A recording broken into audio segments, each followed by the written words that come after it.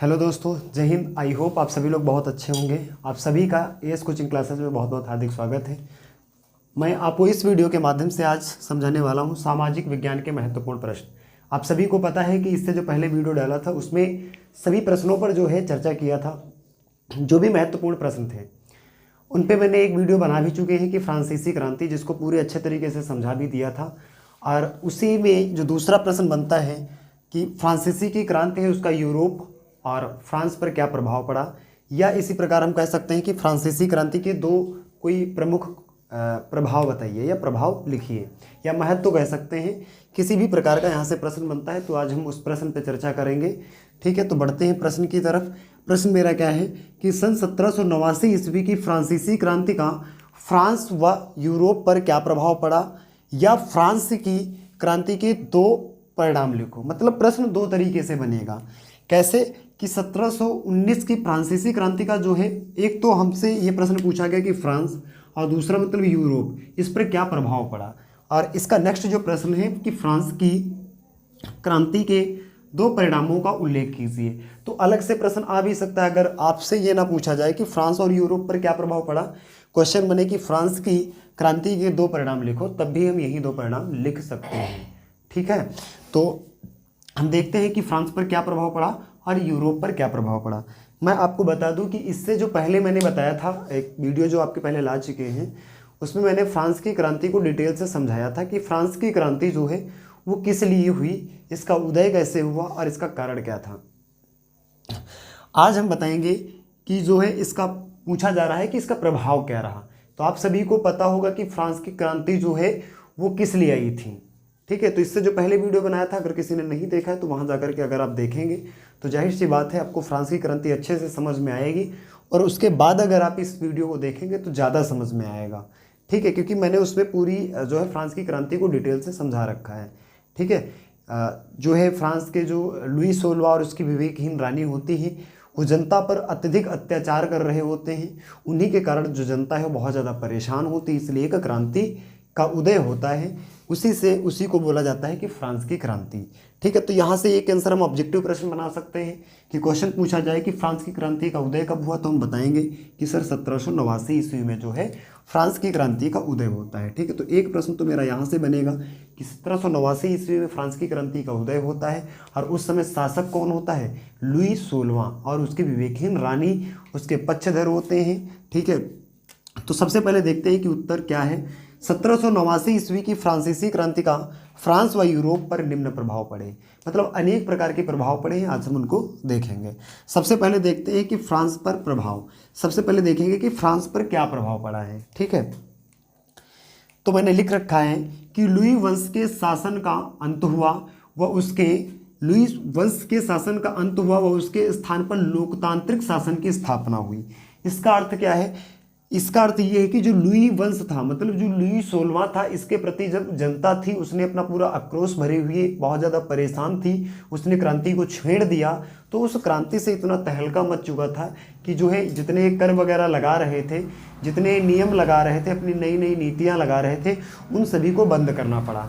इसी के तहत क्या हुआ, लुई वंश के शासन, जो उनका शासन चल रहा था, उस शासन का अंत हो गया। और क्या हुआ, उसके स्थान पर एक लोकतांत्रिक शासन की स्थापना हुई। लोकतांत्रिक का मतलब क्या होता है कि जिस प्रकार एक अपने देश के लिए एक लोकतंत्र होता है, मतलब शासन कैसा रहेगा, और शासन जो है सभी के लिए समान रहेगा, उसी प्रकार एक लोकतांत्रिक शासन की स्थापना हुई, जिसमें क्या बोला गया, समानता और स्वतंत्रता, भ्रातृत्व की भावना से भरे हुए एक नए समाज की नींव रखी गई। मतलब जो एक नए लोकतंत्र की स्थापना की गई वो किस प्रकार, समानता, स्वतंत्रता और भ्रातृत्वता। मतलब समानता का मतलब सभी को बोला गया कि चाहे कानून के नियम जो होंगे, जो लोकतंत्र का नियम होंगे, जितने भी कानून लगेंगे, उसमें कोई जाति धर्म जो होगा वो सब के लिए क्या होगा, बराबर होगा। मतलब सभी को समान देखा जाएगा लोकतंत्र के हिसाब से। ठीक है, सभी को स्वतंत्रता रहेगी, मतलब पूर्ण रूप से आज़ादी रहेगी। और भ्रातृत्व मतलब सभी जो है लोग भाईचारे में रहेंगे। इस भावना से भरकर के एक नए समाज की स्थापना कर दी गई कि वो समाज आ गया जिसमें जो सभी जनता थी वो भाईचारे के साथ, एक समानता के साथ रहने लगी। ठीक है, तो इस जो है समाज की स्थापना की गई, और कहते हैं व्यवस्था का पुनर्गठन करके देश के लिए नवीन कानून संहिता लागू किया गया। नवीन का मतलब एक नया। तो जब इस समाज की नींव रख दी गई। तो उसके बाद क्या हुआ, एक जो है व्यवस्था को बढ़िया से पुनर्गठन कर लिया गया। उसके बाद क्या हुआ, एक नए कानून की व्यवस्था की गई, जिस कानून में क्या क्या हुआ है वो आगे देखेंगे। उसमें बोला गया कि प्रभुसत्ता और राजतंत्र के हाथों से निकलकर जनता में निवास करने लगी। मतलब हुआ क्या, जब इसको कानून को लागू कर दिया गया, तब जो उनका शासन चल रहा था, शासन मतलब जिसकी सत्ता होती थी वो अपना शासन चला रहे थे। जिस प्रकार लुई 16वां हो गया, लुई 16वां भाई क्या था, तब वो एकदम निरंकुश थे। उनको जितने भी कर और नियम वगैरह नीतियाँ लगा रहे थे उस पर किसी का अंकुश नहीं था। लेकिन अब इस फ्रांस की क्रांति के होने के बाद क्या हुआ, होने के बाद प्रभुसत्ता राजतंत्र के हाथों से निकल गई। मतलब पहले क्या होता था, राजा होते थे कि जैसे राजे का बेटा राजा बनेगा, लेकिन ये सब समाप्त कर दिया गया।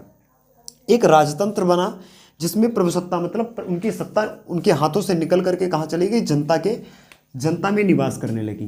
वो जनता जनता के पास पहुंच गई, और जिसमें क्या हुआ, फ्रेंच भाषा, ये हम बोल सकते हैं कि फ्रेंच भाषा का राष्ट्रभाषा और फ्रेंच तिरंगों को राष्ट्रीय ध्वज घोषित किया गया।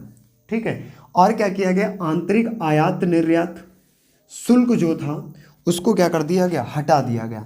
मतलब वो जो लुई 16वां था उसने ये भी बना रखा था कि जो आयात निर्यात कर रहे थे, जो अपना जो कोई कच्चा माल हुआ, जो भी किसी प्रकार का फसल वगैरह होती थी, उनको आयात निर्यात करते थे, उस पर अंकुश वगैरह लगा रखे थे।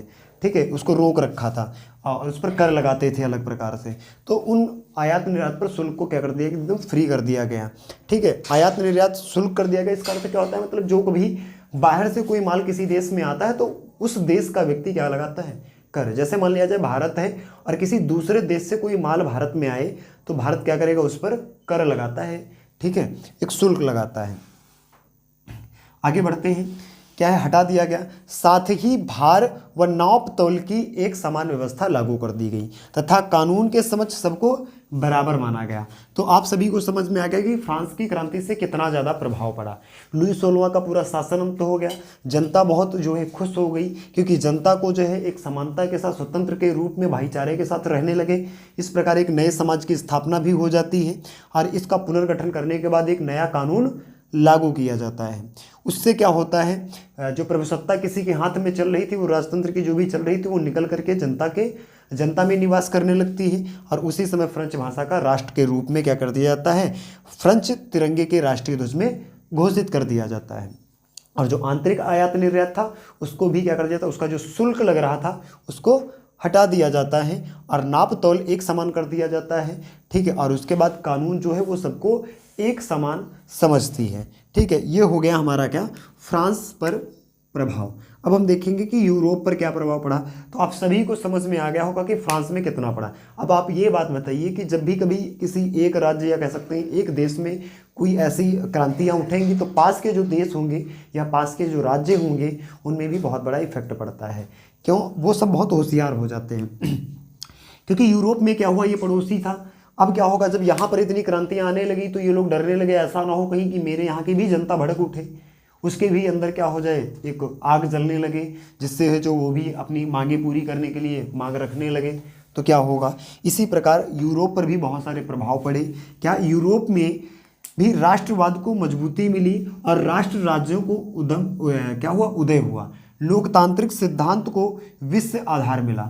यूरोप में भी क्या कर दिया गया, एक लोकतांत्रिक सिद्धांत दे दिया गया और वो भी विश्व आधार मिला। सरकार जनता और जनता के लिए, ये कह सकते हैं कि जो ये कहा गया है कि सरकार जनता द्वारा जनता के लिए होनी चाहिए, ये उन्होंने एक ध्येय सूत्र बोल दिया।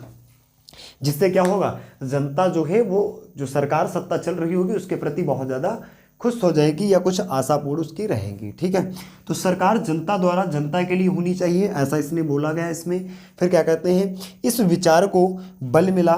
यूरोप में भी समाजवादी विचारधारा का प्रचार होने लगा। वहाँ की भी जो जनता थी वो आपस में बातें और चर्चाएं करने लगे कि ऐसा वहाँ पर हुआ है तो यहाँ पर भी हो सकता है कि जो मेरी मांगे हैं उसको पूरी की जानी चाहिए।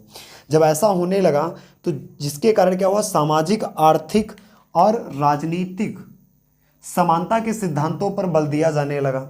जब ऐसा उन लोगों ने किया तो ऐसी सभी चीज़ों पर, जो राजनीतिक, सामाजिक और आर्थिक चीज़ें थी, उन पर समानता पर क्या दिया जाने लगा, बल। फिर क्या हुआ, यूरोप की निरंकुश राजतंत्र और अपने यहाँ क्रांतिकारियों का दमन करना आरंभ कर दिया। मतलब जब ये सारे जो जनता थी वो अपनी मांग पूरी करने के लिए वो भी एक क्रांति के रूप में सामने आने लगे, तो जो यूरोप के सत्ता थी वो भी क्या करने लगे, वो एकदम निरंकुश थी, मतलब जिस पर कोई अंकुश नहीं था, वो बहुत ज़्यादा परेशान होने लगे कि जनता यहाँ पर भी ऐसा कर सकती है।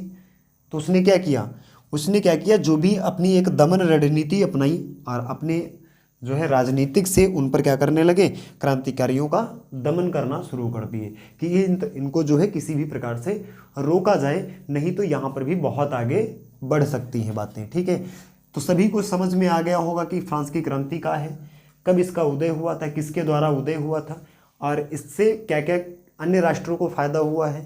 ठीक है, क्या प्रभाव इसके पड़े, प्रभाव या महत्वपूर्ण कह सकते हैं, ये क्रांति से कितना महत्वपूर्ण एक क्रांति है जिससे बहुत सारे राष्ट्रों को जो है फायदा बहुत सारे राष्ट्रों को हुआ है, और जो जनता थी उसको भी बहुत ज़्यादा फायदा हुआ है। ठीक है, तो सभी को समझ में आ गया होगा, आशा करते हैं कि हम सभी को समझ में आ गया होगा। ठीक है, तो अब हम मिलते हैं आपको अगले नेक्स्ट वीडियो में। ओके, जय हिंद।